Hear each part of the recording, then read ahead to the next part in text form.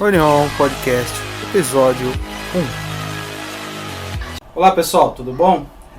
Boa noite, bom dia para todos aí. Eu não sei o horário que cada um está assistindo esse podcast, mas vamos dar início ao primeiro podcast aqui, Orion. A gente vai trocar uma ideia aqui com o Thiago Toshio. O meu nome é Rogério Bezerra, mas vamos direto ao ponto. Thiago Toshio, o homem famoso das redes da internet, está fazendo bastante trabalho de imersão, tecnologia. Vamos perguntar, vamos ver com ele aqui o que é a visão da tecnologia, de quem vive da tecnologia e qual que é o novo parâmetro dessa nova realidade. Beleza, Thiagão? Beleza. Bom, Rogério, cara, antes de mais nada, falar que esse podcast aqui é uma experiência que a gente já tem conversado há um bom tempo durante as noites ali, né?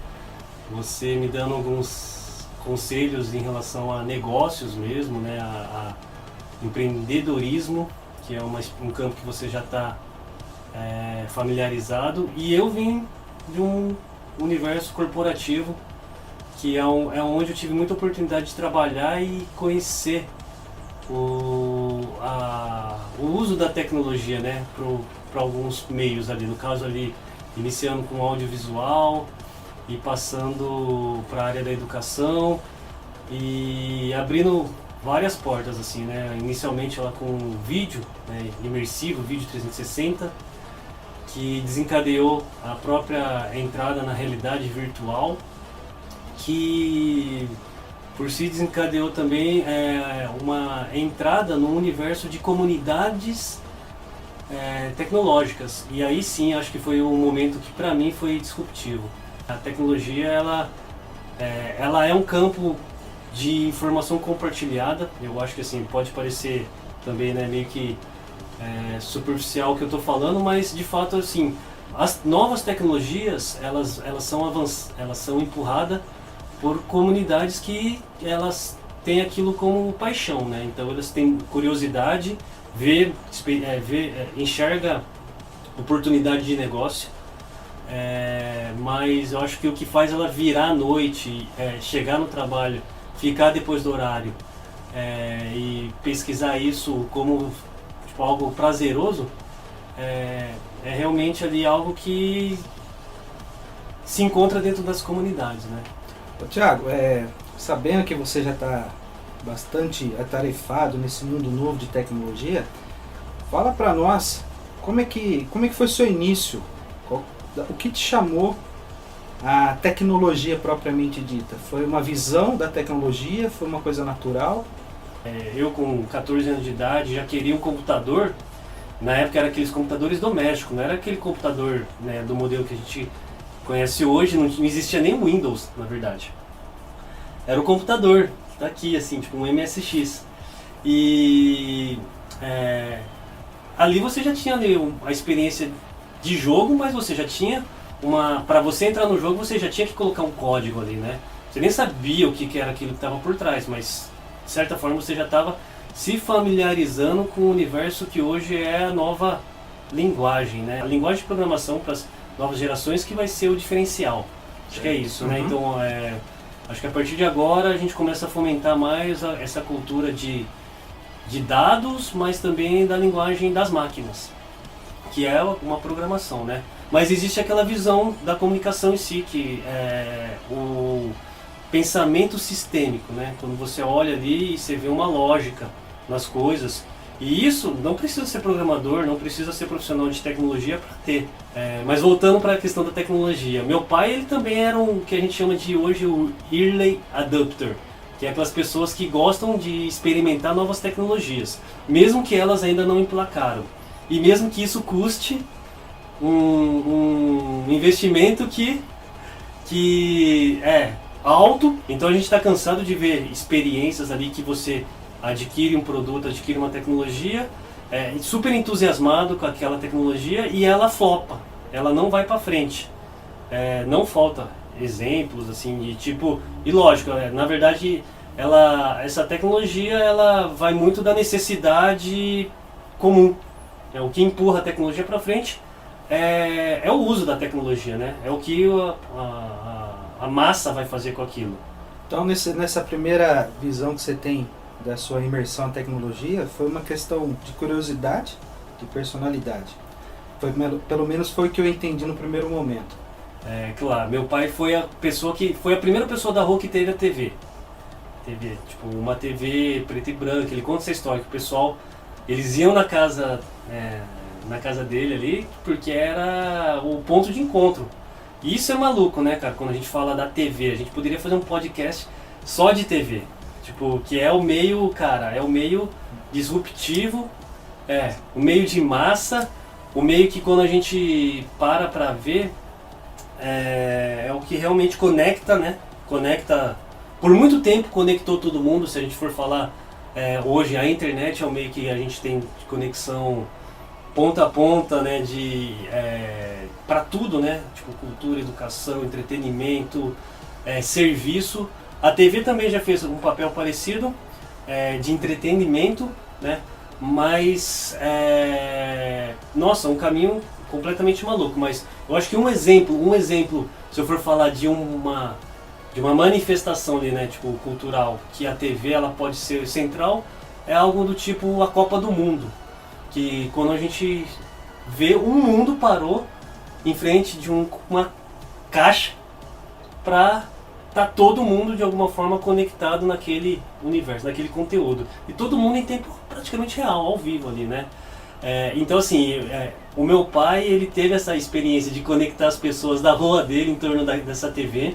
Acho que existem outros fatos curiosos que ele comenta, que é, por exemplo, que é lógico, é impossível não lembrar dessas passagens do meu pai, que ele fala sobre uma capa de plástico azul que transformava a TV preto e branco em TV preto e azul. Isso legal, era... cara, isso eu já tinha ouvido falar disso mesmo. E olha só a visão também de empreendedor dele nessa época. Ele vendia isso. Ele já viu ali, ele falou, pô, eu tenho uma TV, não tem muita gente que tem TV. Eu comprei porra, achei legal. Ou seja, era já um avanço da TV, né? Já era tipo um plus da TV. Então ele, lógico, ele já viu a oportunidade daquilo e falou, cara, vou pôr isso daqui pra vender, vou pra rua. E ele já mandou ver ali como uma visão empreendedora também. Eu acho que agora eu tô bebendo muito nessa fonte. Beleza, Tiagão. Tiagão, mas você tá falando da tecnologia, eu particularmente, eu conheço bastante da sua história. Aí você pontuou um negócio muito interessante aí que foi a TV, foi os jogos, mas pelo que eu sei, você acabou indo para essa linguagem também, pelo que eu me lembro, pelo que eu estou recordando, foi o seu ponto de partida na questão da tecnologia. Você começou a trabalhar com isso, como é que foi trabalhar no meio visual? Tá, nossa, cara, eu acho que assim, uma coisa que também, né, vai longe esse papo, porque se a gente parar para pensar, a gente hoje tem um modelo assim, a gente acabou de atravessar um período onde as novas gerações enxergam as carreiras de uma outra forma, como no nosso início, né? Como no nosso início, eu falo porque a gente estudou junto na década de 90. 80. Década de 80, né? 80, final de 80 para 90. Isso, então. Os anos dourados. Isso, os anos de ouro ali que, putz, cara, é muita história para contar. Mas, enfim, teve esse período aí do colégio e tudo mais, e depois que você terminava o colégio ali, você provavelmente tinha um caminho de um colégio, um curso técnico, mas o fator principal não era o que você gostava. Porque o que você gostava, às vezes, não cabia no seu bolso, né? Tipo, a gente tinha lá poucas faculdades, que talvez ali tinha as federais, mas tinha as particulares, que era a PUC, né? E assim, eram poucas, eram 3, 4 faculdades por cidade. Assim. Você tem razão, na época que eu me recordo tinha 3 particulares e a Unicamp somente na nossa região. Isso. Então assim, tipo, existia, lógico, aquela frente de curso técnico, que era também o caminho para muita gente, mas, por exemplo, se você tivesse um interesse em um campo criativo, e até mesmo os cursos ali na época eram outros, né? Então ali, o único caminho era algo no caminho, por exemplo, de publicidade. Então vou fazer publicidade, vou trabalhar com criação. mas e o valor desse curso, né? Tipo, e a empregabilidade relacionada a esse curso? Custo-benefício. É lógico que existia lá um universo super glamuroso em torno desse universo, né? Pô, agência de publicidade. Ainda não se falava muito de marketing mesmo ali, né? Como marketing dentro das corporações. Lógico, já existia desde sempre, mas era uma outra visão. Então, assim, entrar a princípio em um emprego era o fator principal, não era, eu gosto disso, eu gosto daquilo.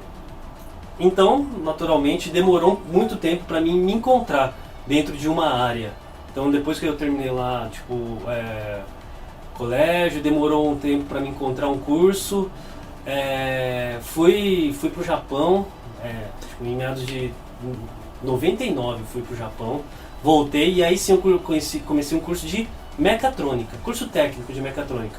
Então tinha lá já a primeira experiência de contato com umas linguagens de programação, matérias como eletrônica digital, eletrônica analógica, só que tinha uma matéria específica que fazia meus olhos brilhar, que era uma matéria que se chamava computação gráfica. E o que ela falava? Podemos falar que seria o início da computação 3D? Não, sem dúvida era ali. A gente, naquele momento, a internet era o começo ali, né? Era discada, Thiago? Você se lembra? Era discada, era IG. E já dava para fazer muitos hacks ali. Eu lembro que a gente hackeava muito. a linha alheia fazia já muita coisa errada naquela época. Lógico que era uma coisa de moleque ali, né?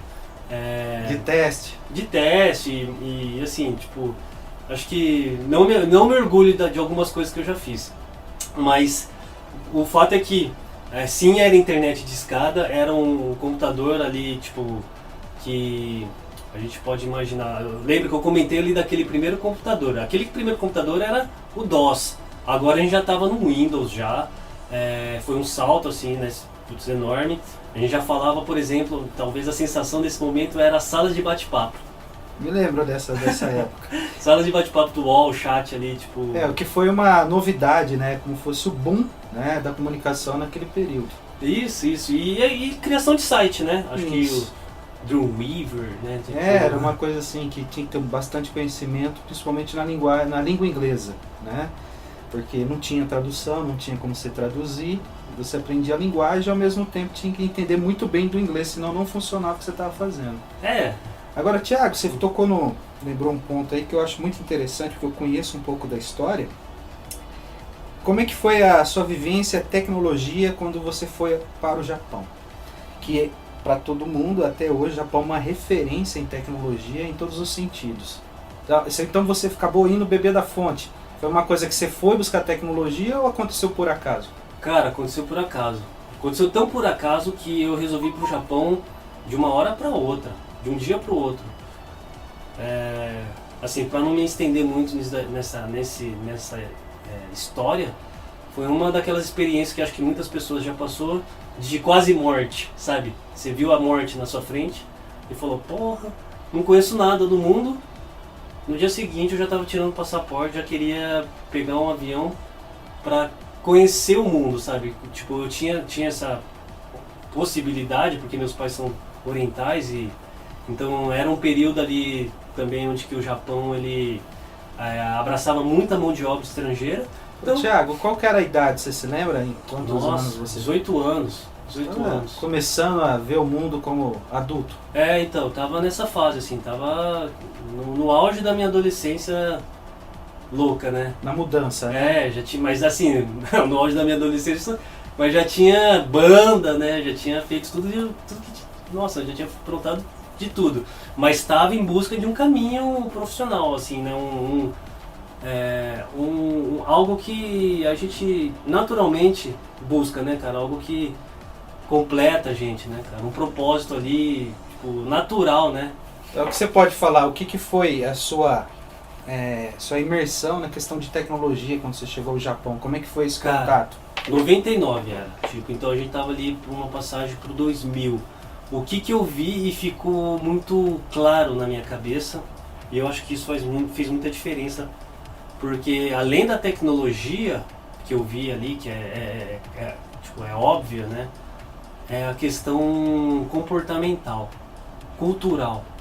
É lógico, o Japão ele é um mundo completamente maluco, assim, né, de termos de sabe, assim, de liberdade de expressão pessoal. Por mais que tenha todo o formato também relacionado à cultura deles, que engessam eles, porque eles são também vistos, né, como um povo que só trabalha, muita honra, né, aquela coisa, se o cara não passa, o cara se mata, sabe, se o cara não tem sucesso, o cara, tipo, enfim, tem todo esse pensamento que não é de hoje, né, que a gente traz.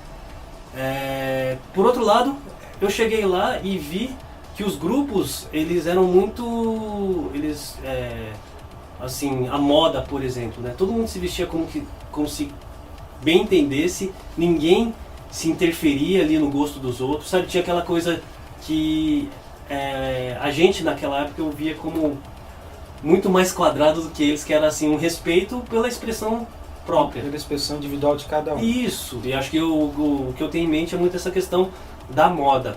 E lá eles, então já tinha essa coisa que quando eu saí daqui, qual que era a minha visão? Tribos.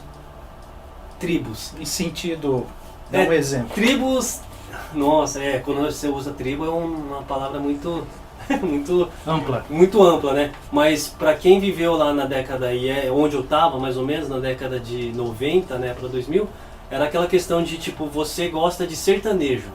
Então você é do campo, você é country, você é rural. Você gosta de rock.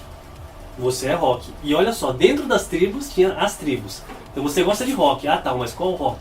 Você é metaleiro, você é punk. E já não se conversavam ali, já eram... você anda de skate, você quer bater no cara que anda de patins. Então era isso que era, tipo, para um adolescente. Esse é o conceito que você tinha naquele momento, que seria igual ao Japão. Isso, não, na verdade para um adolescente, né, e lógico, existia também as gangues lá do Japão, eu vi isso. Mas aqui a coisa era no nosso dia a dia mesmo, sabe? A gente via isso assim, tipo, no nosso dia a dia e tava participando disso. Lógico, gangues, né, cara? Gangues sempre existiu e sempre vai existir, né? E era isso que tinha no Japão também, é outra conversa, porque também existia toda aquela parada de máfia e tipo de gangues por cores ali que quando os caras se trombavam. Mas não é disso que a gente tá falando, a gente tá falando de tribos por gosto mesmo, né? Hoje a gente pode dar um exemplo, que seria nichos, né? Isso. Pessoas com objetivos em comum. Isso, mas aí, tipo, de lá pra cá a gente viu que essa coisa foi se dissipando, né? E todo mundo pode ser tudo, e isso é uma super vantagem, né? Hoje eu vejo isso como uma super vantagem, quanto mais inputs, e inputs de tudo quanto tipo, desde inputs visuais, inputs culturais, inputs sonoros, inputs de todos os tipos, mais insights você vai ter para criação. E eu acho que a criação é a base de tudo, sabe? A criação, cara, é aquilo que a tecnologia nunca vai, por mais que também existirá formas de fazer isso, a tecnologia nunca vai substituir. A questão do Japão, eu conheço um pouco da história que o Thiago está me falando, né? Mas também tem muitas outras vertentes que são extraordinárias, as experiências que ele passou. Eu acredito que depois a gente pode fazer um só Thiago no Japão, né? Isso seria muito interessante. E pode fazer um Rogerião no Norozibo Maia, né? Sim, cara, tem muita história muito... Mr. Fidelis pode fazer também. Pode, isso é muito legal. Não, e na verdade a gente vai fazer, Rogério. Não, vamos fazer sim. Mas voltando, Thiago, essa questão, essa visão sua, cultural do Japão, mesmo você já tendo um vínculo muito forte que sua família é oriental, para você foi uma ruptura de questão cultura na época?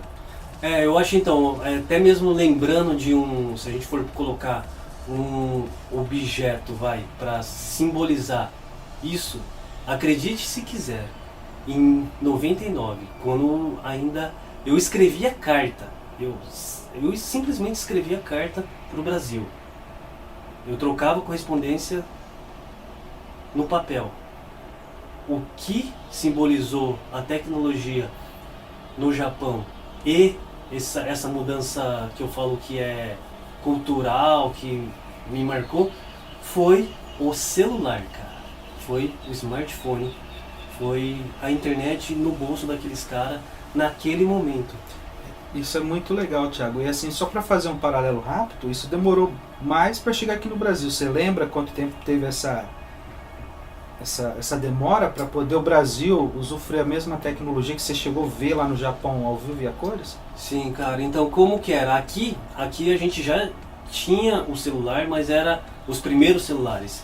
Então era aqueles lá que todo mundo fala, né? Os tijolos, os analógicos, né? Sim. Então tinha lá, eu acho que talvez naquele momento o mais sofisticado celular que a gente tinha aqui era o StarTAC da Motorola, que era analógico. Você abria ele ali, tinha ali os LEDzinhos laranja, então não tinha nenhum display mesmo, né?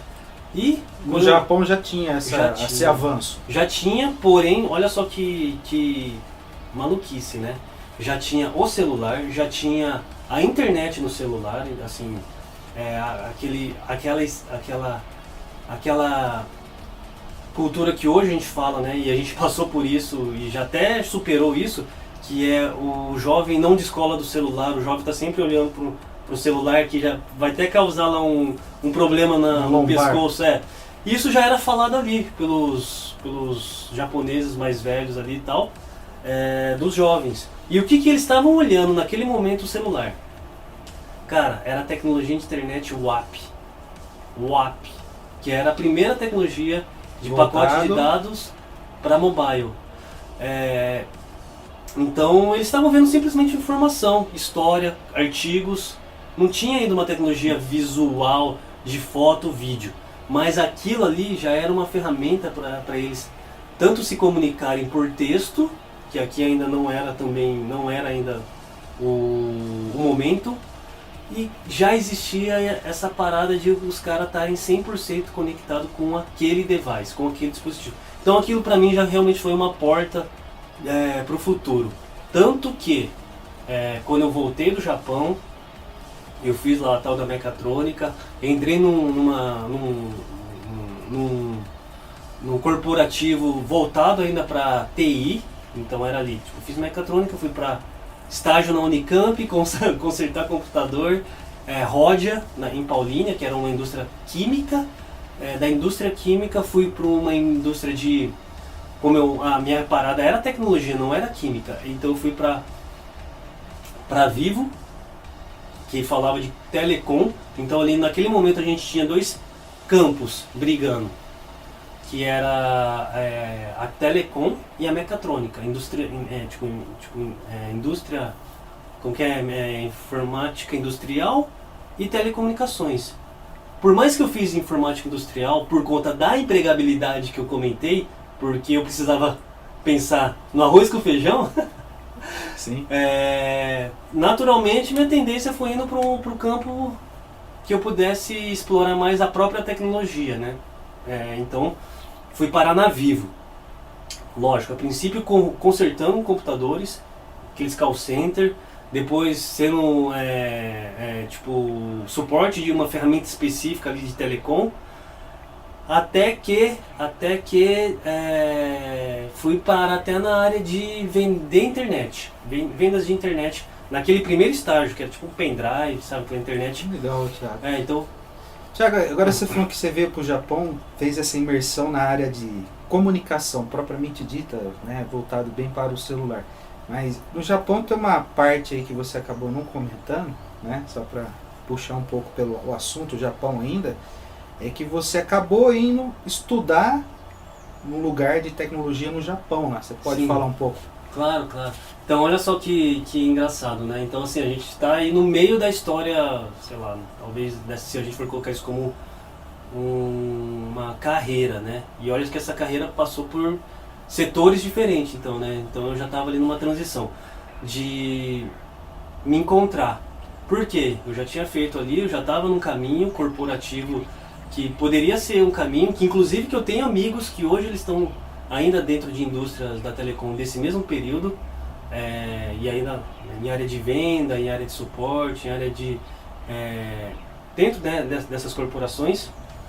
E lógico, naquele momento a gente já Vivo, mas depois virou a Nextel, né, teve vários outros caminhos, e hoje é a internet, né? A internet está aí, e hoje inclusive não é nem a internet, a gente está falando já de daquela... Nuvens. Isso, nuvens, mas até chegar agora nesse momento, a gente viu tanta coisa, né, cara? A gente viu acho que aquele serviço de televisão por assinatura, lembra lá, Globosat, aqueles pacotes.